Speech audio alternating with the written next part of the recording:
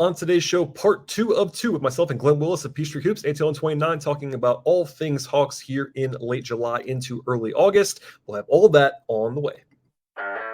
You are Locked On Hawks, your daily Atlanta Hawks podcast. Part of the Locked On Podcast Network. Your team every day.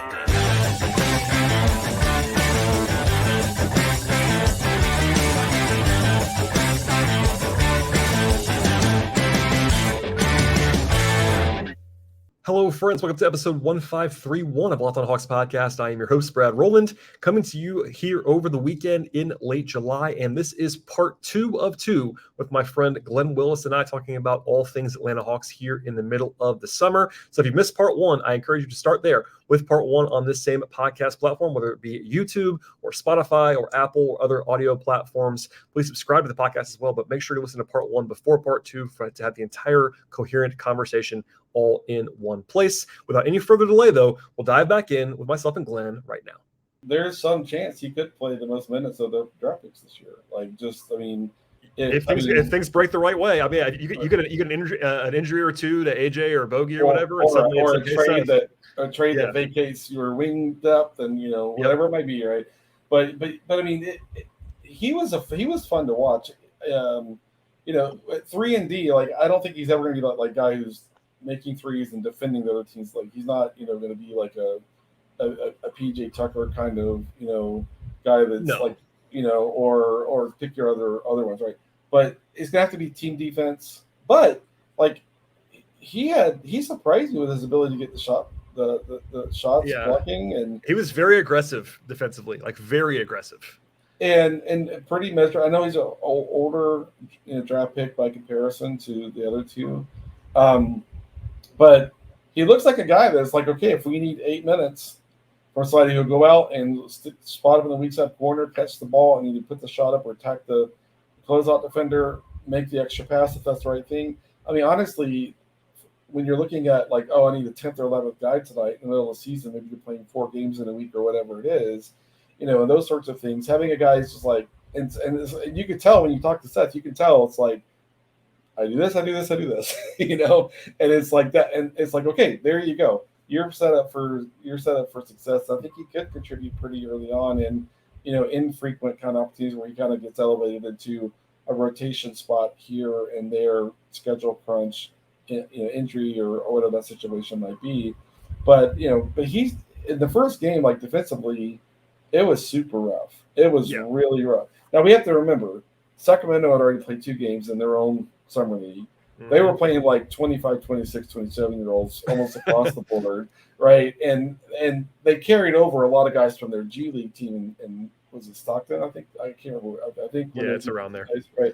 And so they had a lot of continuity, and the Hawks these guys had never been together on a basketball court. So even for Kobe's first game, I thought that was although the 3-quarter court press the teams were showing and the ball pressure and all that stuff, they threw a lot of the Hawks into this game. But as play went on, as the games went on, Seth showed me more just as a help defender, as a team defender, drawing his spacing when he was low man, timing, communication. It was all a little better than I expected, and he got a little better every game. I don't think he's ever going to be a guy that you throw out there for go defend Jaylen Brown for 4 minutes or whatever, But you want it where you draft him. You want a guy who can just kind of do the fundamentals, do the basics, not break down the process of the 5-man unit. And I think he's closer than I would have thought in that area, and I think that's going to get him opportunity. Yeah, the pitch on Lundy, especially again, 2nd round pick, 46 overall, is the hope would be again in 2 years or whatever, maybe even this year because he's an older guy, would be that he can be on the court. He'll be guarded because I think everyone knows he's a real shooter. He's an NBA level shooter. Absolutely. That's number one selling point with Seth Lundy, NBA shooter. But the fact that he has wing size, he'll have to be guarded, and he won't get killed defensively. That's the pitch. He's not going to be a lockdown guy, but you can't have too many 6'6" guys who can shoot and defend enough. That's the whole pitch with Seth Lundy. I mean, obviously there's nuances on that. Be in the right spot, right. Communicate, have the right help production and that's where it is for him. And I think that he's going to be pretty solid in those areas. I think. Yeah, and I mean, again, I'm not trying to wish cast. Like I don't think that if I had to guess, he'll be playing a role this year with any frequency. But if you get a cluster, and this has happened, I mean, this last year the Hawks were pretty healthy, but in years past, 2 or 3 years before that, there were cluster injuries or, the COVID season or whatever. And suddenly you look down and you're playing Shawnee Brown for 12 minutes. Like Seth Lundy can do that in a way that probably better than a lot of second round picks could for you because of what I just said. Like he has to be guarded. He's already an older guy. Like he probably won't be great at that. But again, you're talking about like just patching it together. Like and it's kind of a similar pitch to, I believe Garrison Matthews is a more valuable piece than Hawks fans tend to think that he might be, just because Garrison Matthews can play on an NBA court right now today, and I wouldn't worry about it. He's not great, but he can shoot, and he's done it. He's proven to be like an NBA player, and he competes. He is tough, right? But it's going to be like I was thinking like, it's going to be Seth Lundy and Garrison Matthews kind of competing for. If in a random game a spot opens up on the wing, and I think Garrison's going to win that. Way ahead of him right now. Yes, I mean I'm just to be very clear, like, and I think Wes Matthews would be ahead of him too. Like Seth Lundy, I think he might have a clearer path to play than Mohamed Gay does, but I don't think that either one of them is going to play unless you have multiple issues. And that it's an 82 game season, you might have multiple issues. That's what happens. Absolutely. Yeah. You can't have too much depth, Glenn. I know it's fun to kind of just list the starting lineup and then list the second unit, and it's like, guys, this Hawks team literally have too much. They literally have too much depth right now. They're going to have to figure out the roster unless a trade takes care of that. So, well, speaking of that, I want to get into a little bit of that before we get out of here. Kind of just state of the roster. We touched on AJ. In fact, I always forget that he played. Go ahead. Yeah, I think they hope that would have gone better than it did. I just curious. I agree. Did you hear any sentiment around? Like, I'm not crapping out. AJ is really good. You and I did his player capsule. It doesn't change anything he did last year, but trying to speed him up did not go well. Trying to get him to be more aggressive, like in terms of kind of functioning at the point of attack, didn't go as well. And it's kind of funny. I want to go back a few seasons, like the first time I saw Brandon Ingram play in Summer League. The Lakers had him playing so fast. And you could tell, like, a lot of it was working and he was putting a lot of it together. Part of it is your body has to be ready for that too. Like, you're going that hard and that fast. Like, that was like when Lonzo came in for the Lakers, I was like, oh my God, I feel like his body's going to disintegrate in any moment. I thought his body couldn't handle playing that fast. For me, it wasn't necessarily a physical thing for AJ. I just think it was brand new for him. But I do think he probably wishes it would have gone better. I think the team, wishes it would have gone better. It doesn't mean that it was a failure. There was great feedback loops there. But I do wonder, like, I heard stuff on – they were willing to be like, we're excited about Gay, we're excited about Go. But I didn't really hear anything on AJ. Did you get any sentiment that was – Today's show is brought to you by FanDuel. Baseball season is in full swing. Take your first swing at betting MLB at FanDuel, America's #1 sportsbook. If you're a new customer, get 10 times your first bet amount in bonus bets of $200. That's right, $20 in betting can land you $200 in bonus bets, win or lose. FanDuel has great promotions each and every day, and you also get paid instantly when you happen to win. The app is safe and secure, and they have all kinds of betting angles across the board that you might want to dive into. They cover the whole range of sports. That includes MLB, NBA, WNBA, NFL, college football, college basketball, golf, tennis, soccer, auto racing, and much more. And there are different wagering options as well at FanDuel, from live betting to futures to player props, point spreads, totals, money lines, etc. And there's no better place in the world to bet all the basketball and baseball action you're looking for than America's #1 sportsbook. So sign up today at visit FanDuel.com/lockedon and get up to $200 in bonus bets. That is FanDuel.com/lockedon. FanDuel, official partner of Major League Baseball. Yeah, I mean, I think the general feeling, without going too far, is, I think that they probably thought it might go differently. Not like, I saw some Hawks fans that were hoping he was going to be Keegan Murray, who Keegan Murray just absolutely dominated Summer League when he played. And, like, I get it, but number one, Keegan Murray played even a lot more than AJ as a rookie. Keegan Murray was in the rotation all year long, started a lot of games, was the fourth pick in the draft. Like, I get it, but I don't think I think that they believe that they were hoping that it would go better. I also don't think that they're not worried at all that it didn't. Is kind of the way kind of what I would say. Like, totally and makes sense to me. I feel the same way in that it's number one. It's 2 summer league games. There was this. I was trying to just tell people like they didn't shut him down because they were worried or that they were going to trade him. It was like this was the plan. He was playing 2 games the whole time. That was the plan. It was never going to change unless he got hurt in the first game or something. But yeah, I think they would have liked to see him be a little bit more assertive. I wonder, him and Kobe playing. They were trying to get Kobe these reps, but also trying to have AJ kind of be the guy, and it was like kind of almost like a mixed focus. You know what I mean? Like they kept saying, Kobe, you're running this thing, but you have AJ out there. He's like playing second fiddle to a rookie point guard who hasn't been there before. Yeah. And I also think that it's been a long time. AJ, I always bring this up. AJ was the guy in high school, like was the top 3 prospect in that class. But that's a long. I mean, it's been a while since he was doing that. I mean, at Duke even.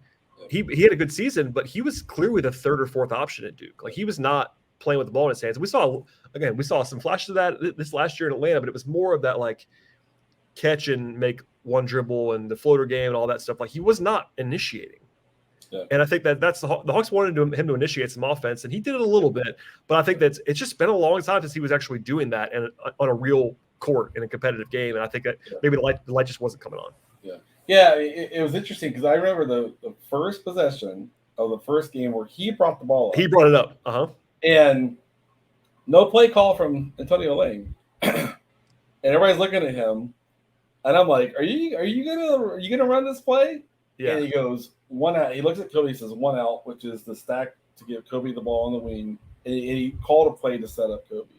Now, part of I don't want to do a whole kind of breakdown. Part of the issue might be that he just needs to be more selfish in a good way and but maybe that's not what he ever wants to be.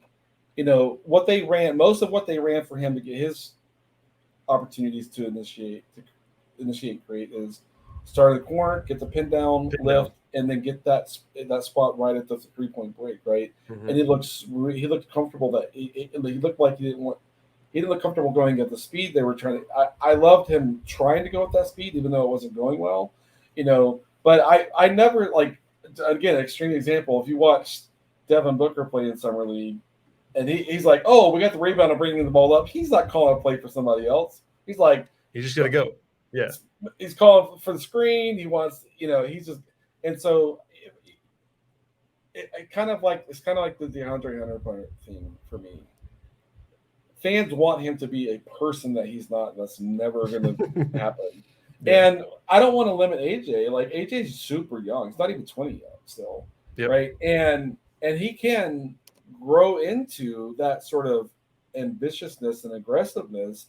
But right now, from what I saw there, that's not really what he wanted to do in that summer league environment. It was more play on the wing, second side creator, that sort of stuff. And which is totally fine.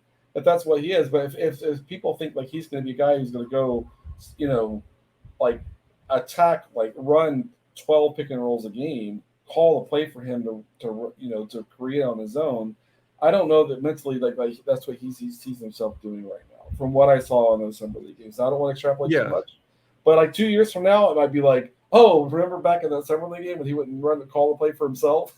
Yeah, could totally change, but that's where he seemed to be right now for me. Yeah, I think we're on the same page, and I'm not trying to play amateur psychologist, but again, he just did 2 straight years where he was the clear supporting guy. And with the Hawks this last year, you and I talked about it.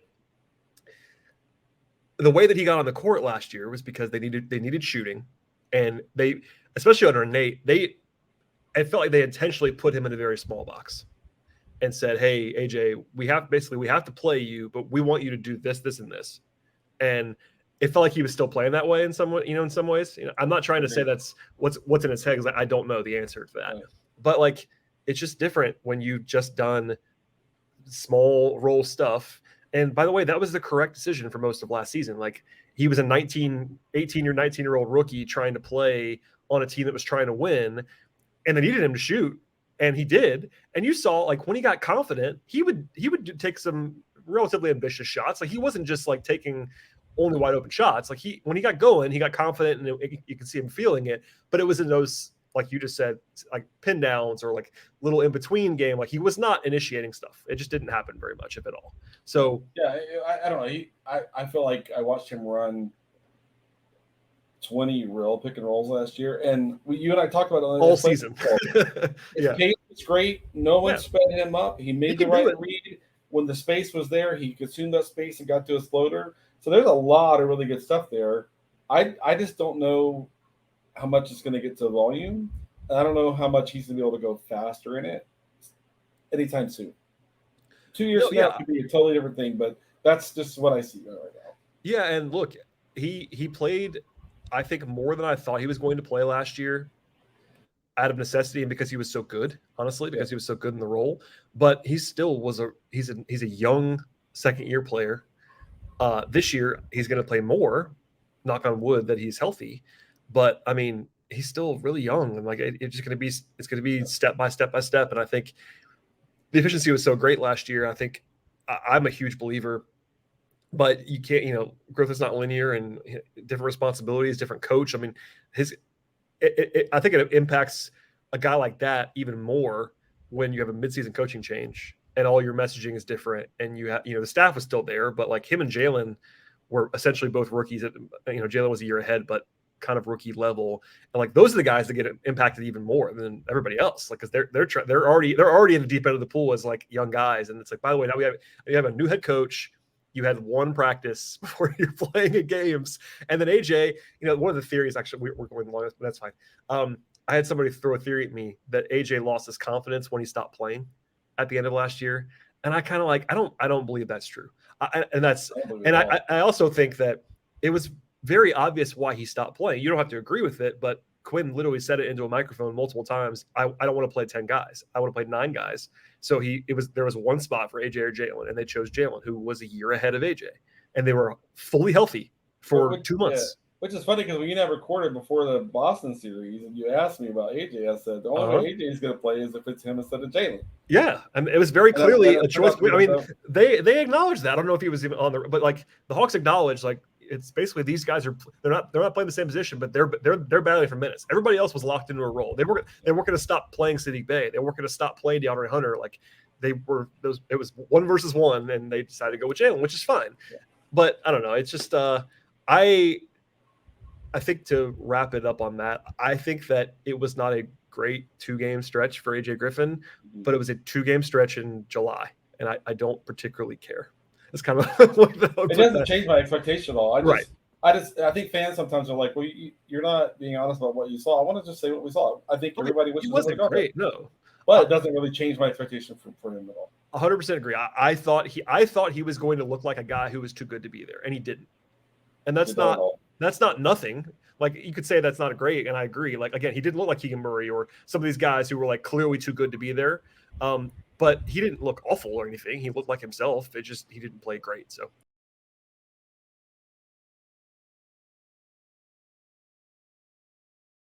Before we get out of here, we're going to save a lot of our preview content. I know you and Kevin will do preview content, and I don't want to do full-on season preview on July 29th or 3rd, whatever this is.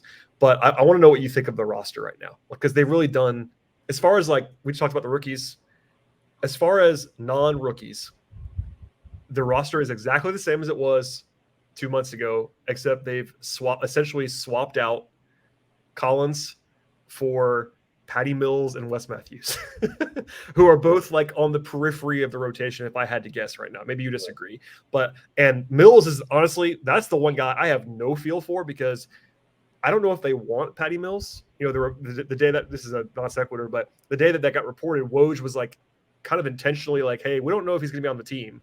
And usually he's not guessing on that kind of stuff. It was like someone from the Hawks told Woj, hey, we're not sure about Patty Mills, kind of thing. They signed Wes Matthews, so they obviously wanted him. But anyway, what do you think of the roster? I mean, it's kind of the same roster, but what do you think? Like, what's in your brain right now about the team? Yeah, so I think they've kind of taken steps to move the roster to where it's what Quinn wants. And Quinn obviously has voice in all of these. He very much does. Yes. Right. And, no one appreciates John Collins, I don't think, a lot more than you and me. But Quinn wants a group of guys on the floor that on the catch, boom, the decision is right there. And for as much work as we know Collins got to put into the area, that's just something that he was never going to kind of be that. Yep. We never talk about it. If he's not getting to dive in the pick and roll and run in transition and use his speed and all that sort of stuff, then he's always going to be limited in how much value he can give his team. And so I think it's funny because I'm like, I think Bay fits that perfectly. I think Jalen, you think about the shooting, but at least he was shooting the ball at the end of last season. He kind of got past some hesitation there. And so, but Jalen has to really put the ball on the floor, make the pass. He's a very, very really above average passer for the position. And so to me, it's interesting. It's kind of crowded right now because in my mind, AJ needs to play a lot. Jalen needs to play a lot. Onyeka's ready to be a starter. And back to what we said. They still have 9 guys that have to play. And that's before you get into anybody else. They have a clear 9 that have to play and play real minutes. And to be honest, if Patty Mills play, he's not perfect. What you need is a third guard. You want some more size. You want, but if he just kind of helps Kobe, buys 2 months or 3 months, if they think Kobe can play in 3 months, that feels like a real stretch to me right now. But I think Patty Mills, that's not the worst. Yeah. I mean, Patty Mills and Aaron Holiday are very different players, very different strengths. But as far as veteran third, I think Aaron Holiday was in and out of the rotation last year. He was their 11th guy a lot. I think if Patty's on the team, it's going to look like that. I think. Right. Yeah. So on the catch, Patty's going to. I mean, he played in that Spurs system. It's and he's a real shooter. He's a real shooter. But if Patty's playing, 14 minutes a game or whatever, just supporting the AJ time and Bogey time at guard. If Bogey plays any kind of real guard at all, but if he's kind of giving them the extra minutes until Kobe's ready, whatever that might be, that's totally fine for me. Now, is that where you want to be at the end of the season? Was that what you want when you're trying to get a top 4 seed and trying to close out the last 6 weeks of the season strong? It's probably not where you want to be, right? For me. Yeah. But to kind of help them kind of get some stability and solid play kind of going, I think that's fine. Wes Matthews, if he's playing a whole lot, that's only because they made a trade, in my view. That kind of opened or an injury or two. Exactly. Yeah. But he's again if Quinn is oh man, we're in the game 3 of the first round of the playoffs, and my primary defender on Tatum or whatever is in foul trouble. What an NBA coach wants to turn to someone is he's not going to screw it up. That's what he may not be a stopper, right? And so you need a couple of those guys, right, that are just kind of it's like the solo hill from a few seasons ago, where that's kind of what that was. And so in my mind, when I look back at the veteran guys like Justin Holiday, didn't give them what they needed for sure. I liked him as a player across his career. That half season or whatever it was in Atlanta was not what the team needed at all. And so I feel like their veteran presence, even if Mills is there, is a little bit of an upgrade there. I think that's good. I think it's just for me, and this is where I wish, before I could really answer your question, I was can we do an hour with Quinn on True Serum? What is this plan for Jalen? What is this plan?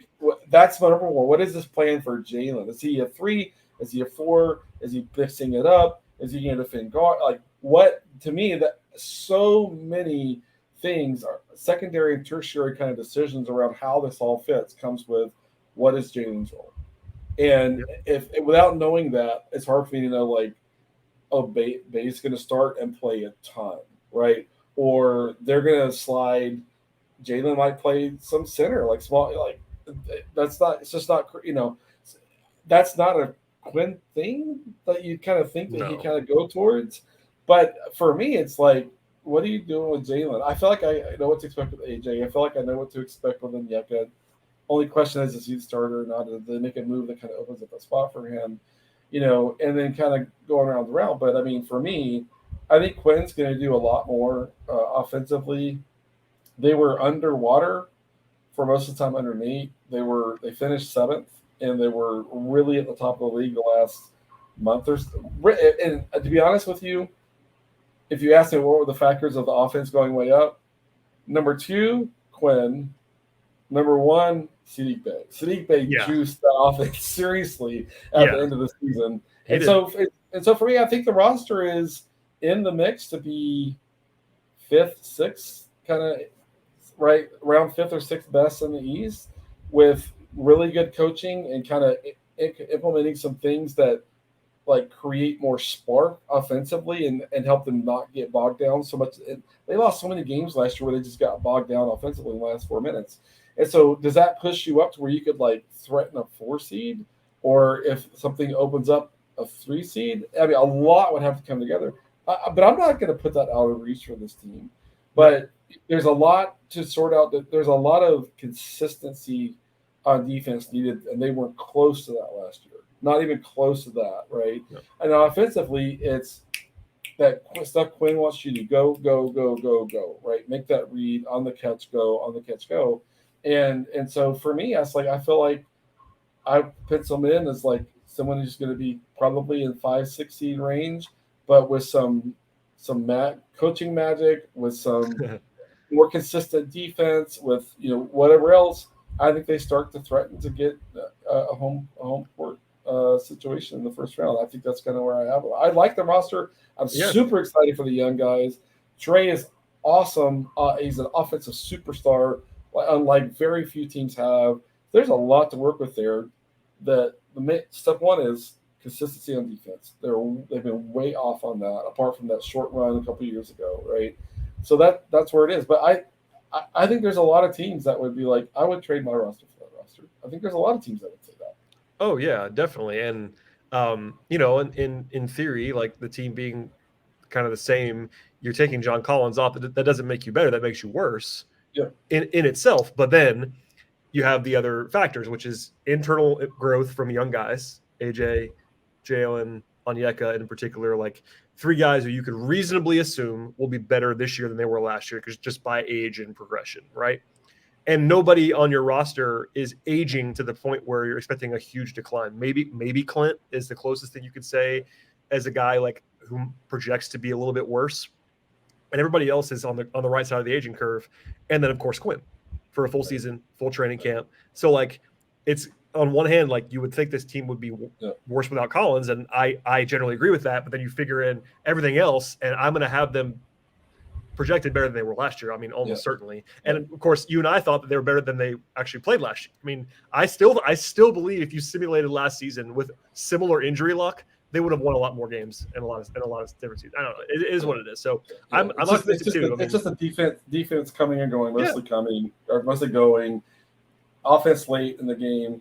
But but for me, like Clint, you're right. Clint is the one. If their backup center was an average backup center, and Clint went down, they are freaking toast. Well, that's the good thing. Yeah, that's the beauty of depth. And I talked about with Tyler a little bit on the last time we talked. Like, there is a beauty. Like, I am not someone who's ever going to be like they have too many guys, because there are situations when you have too many guys. But right now, the Hawks have a top 9, and then they have this group of like 5 or 6 guys who don't have to play but can, and that is huge.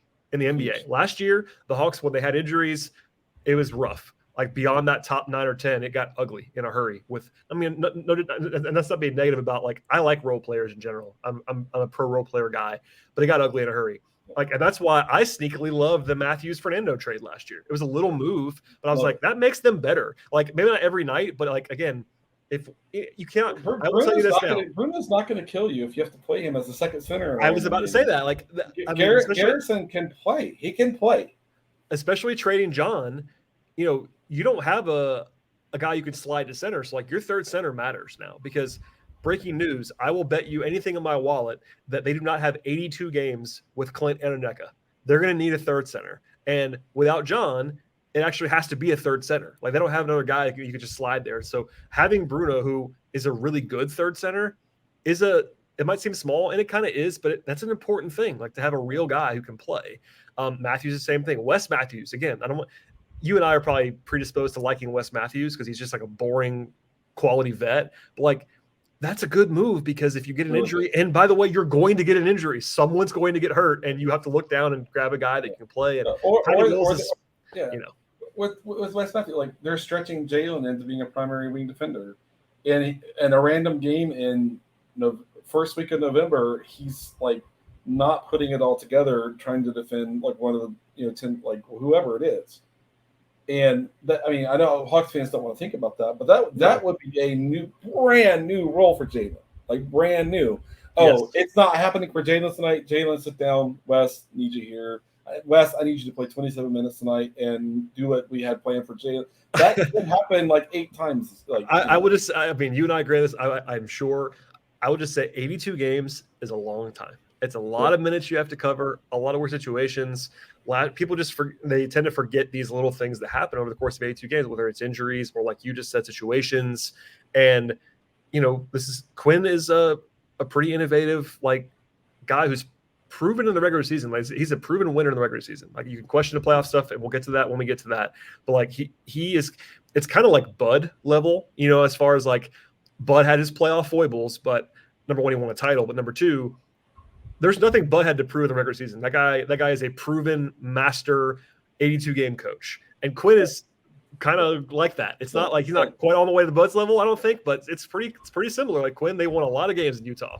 And I think part of that's navigating the course of an 82-game season. And I think he knows what to do to do that. And by the way, nailing the regular season is step one in the process. So I mean, we've said it a million times, but this Hawks team, as funny as it sounds, for a team that made the conference finals, still has not had what I would describe as a really good regular season in this entire run. I mean, they were the 5 seed that year. They made the conference finals, but they were kind of a bad 5 seed compared to normal 5 seeds. It was a really weak East in that. Yeah, they have not put together. I mean, no one's going to be thrilled if they win 49 games and lose in the second round, but that would be a much better, like winning 49 games. Winning 47 games would be a large step forward from where they've been the last 2 seasons, and it wouldn't inspire anyone. But like they have not proven it over 82, which is frustrating because we think they should, and I think they're going. I think they're probably going to this year, but it'd be a nice step forward. Yeah, I know. The thing for me, I said this on Twitter one time, and it seemed to be like a lot of people latched onto it. The thing that has held this team back the most is this. I think I said it this way. I'm tired. Like, this team goes out every game and figures out exactly how much defense they have to play to win the game, and they play not an ounce more of defense. If they're going to win like 50, 51, 52, they can't do that. That has to go away. And they have to buy in. They have to buy in on defense every single night. If you want to be a top 4 seed in the Eastern Conference, that is like half of it to me, is getting rid of that old process of like, oh, we can do C+ defense tonight. I think we'll win by 3 points. Good teams are like, we're going to put our foot on your neck and we're going to blow you out, and that's the Hawks DNA. And that doesn't mean, and that doesn't, I mean, and I can already hear the emails. It's not, Glenn's not saying that they're going to be an awesome defense, because they're not. This is not a team that has awesome defensive personnel, but the difference is you can play hard and execute every night and be the 19th best defense in the league. And that would be a step forward where they've been the last couple of years. Like, you can't just, because I think we all agree they're going to be awesome on offense. As long as Trey's there.